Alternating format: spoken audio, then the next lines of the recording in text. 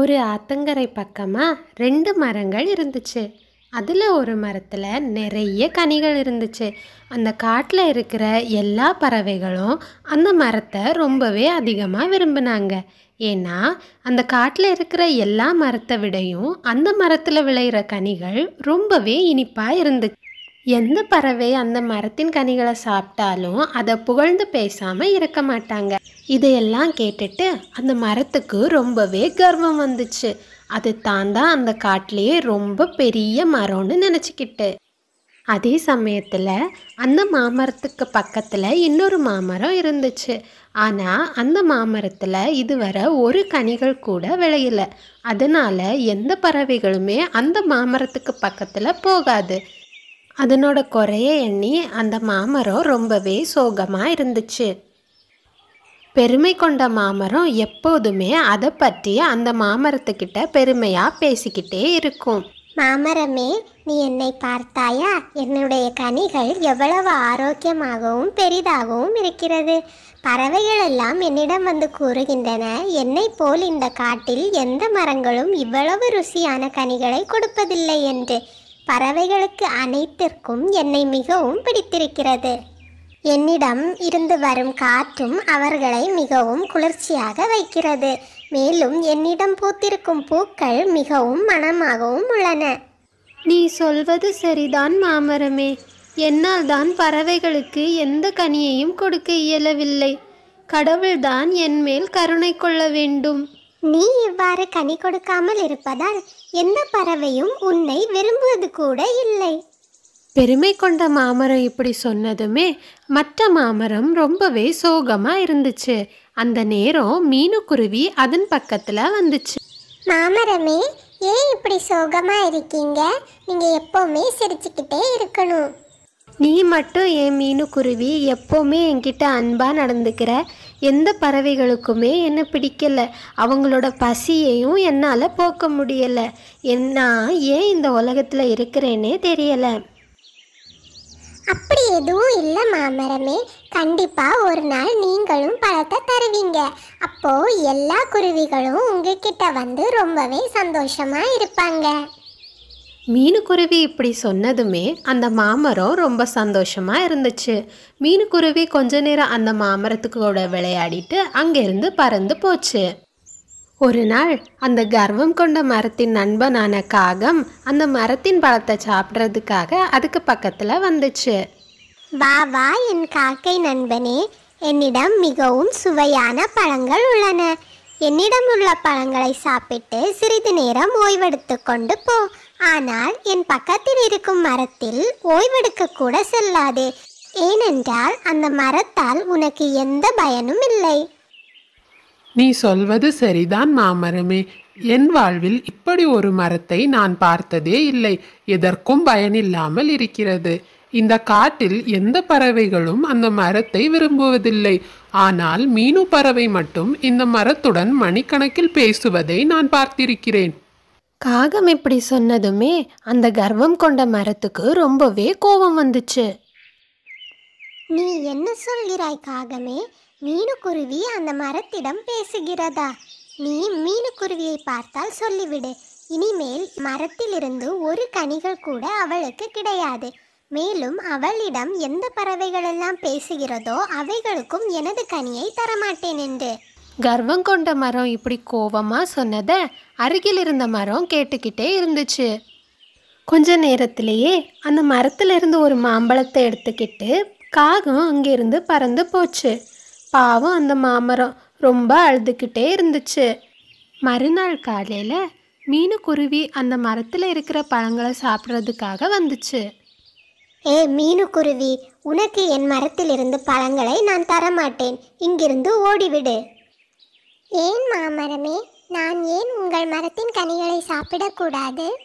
அந்த எதற்கும் உதவாத மரத்தின் மீது நீ நட்பு வைத்திருப்பது எனக்கு பிடிக்கவில்லை. இன்றிலிருந்து உன்னுடன் எந்த பறவைகள் பேசுகிறதோ அவைகளுக்கும் என் மரத்தின் கனியை நான் தரமாட்டேன். இங்கிருந்து ஓடிவிடு மீனு பறவையே. கர்வம் கொண்ட மரம் இப்படி சொன்னோடனே மீனுக்குருவி ரொம்பவே சோகமாக அங்கிருந்து கிளம்பி போயிடுச்சு. மீனுக்குருவி ரொம்பவே சோகமா ஒரு மரத்தோட கிளையில அமர்ந்துருச்சு. அப்போ அதனோட நண்பன் கிளி அதனை சாப்பிட கூப்பிட்டுச்சு. வா மீனுக்குருவி, நாம் சாப்பிட போவோம். மாம்பழங்கள் மிகவும் சுவையாக இருக்கும். இன்றைக்கு மத்தியானம் நமக்கு சுவையான சாப்பாடுதான். நான் வரவில்லை மிட்டு, நீ சொல். ஏன் மீனுக்குருவி ரொம்ப சோகமா இருக்கிற? நான் அந்த கர்வம் கொண்ட மரத்தின் பக்கத்தில் இருக்கும் மரத்திடம் பேசுவதால் அந்த மரம் எனக்கு பழங்களை தரமாட்டேன் என்று திட்டி விரட்டி விட்டது. அது மட்டும் இல்லாமல் என்னிடம் பேசும் பறவைகளுக்கும் அது இனி பழங்களை தராதாம். நீ என்னிடம் பேசுவா என்று அந்த மரத்திடம் சொல்லிவிடாதே. நீ போய் சாப்பிட்டு விட்டு வா. மீனுக்குருவி, காட்டில் இருக்கும் மற்ற பறவைகளிடமும் அந்த மரம் இப்படிதான் நடந்து கொள்கிறது. இனிப்பான பழங்களை அந்த மரம் தருவதால் மற்ற எந்த பறவைகளும் அந்த மரத்திடம் எதுவும் கூறுவதில்லை.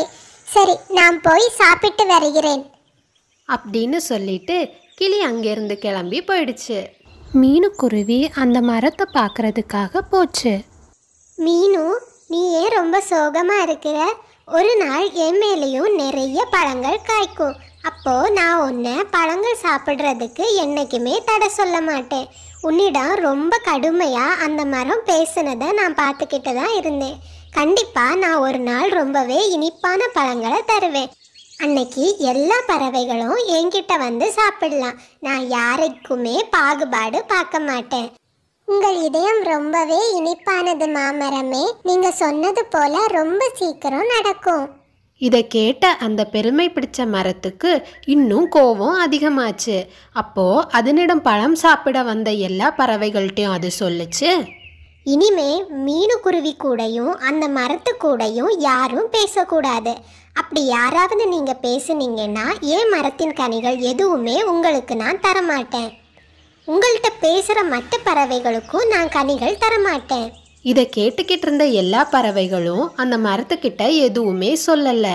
ஏன்னா எல்லா பறவைக்கும் தெரியும் அந்த மரம் ரொம்பவே கர்வமாக பெருமையாக நடந்துக்கிறோம். இப்படியே கொஞ்ச நாட்கள் கடந்து போச்சு. ஆனால் அந்த பெருமை பிடிச்ச மரத்தின் கர்வம் நாளுக்கு நாள் கூடிக்கிட்டே தான் இருந்துச்சு. ஒரு நாள் அந்த மரத்தின் கர்வத்தை போக்குறதுக்காக ஒரு மந்திர தேவதை அந்த காட்டுக்கு வந்தாங்க. இந்த கர்வம் கொண்ட மரம் காட்டில் உள்ள மற்ற மரங்களையும் பறவைகளையும் மிகவும் துன்புறுத்துகிறது. கண்டிப்பாக இந்த மரத்திற்கு நான் ஒரு பாடத்தை கற்பிக்க வேண்டும். இந்த மரத்தின் கர்வத்தை அதற்கு நான் உணர்த்த வேண்டும் அப்படின்னு சொல்லிட்டு ஏஞ்சல் அவங்களோட மந்திர சக்தியால் அந்த மரத்தில் இருக்கிற எல்லா பழங்களையும் மறைய வச்சாங்க. அதே நேரத்தில் பக்கத்தில் இருக்கிற மாமரத்துக்கு நிறைய பழங்களையும் பூக்களையும் வர வச்சாங்க. உன் கர்வமே உனக்கு பாடத்தை கற்பிக்கும் மரமே அப்படின்னு சொல்லிட்டு தேவதை அங்கே இருந்து மறைஞ்சிட்டாங்க.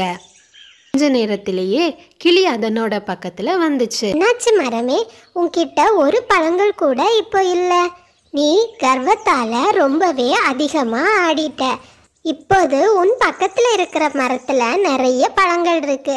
இனி எல்லா பறவைகளும் அந்த மரத்துக்கு தான் போவாங்க. உன்கிட்ட இனி யாரும் பேசக்கூட மாட்டாங்க. கிளி அப்படி சொன்னதுமே அந்த மரம் ரொம்பவே சோகமாக அழுதுச்சு.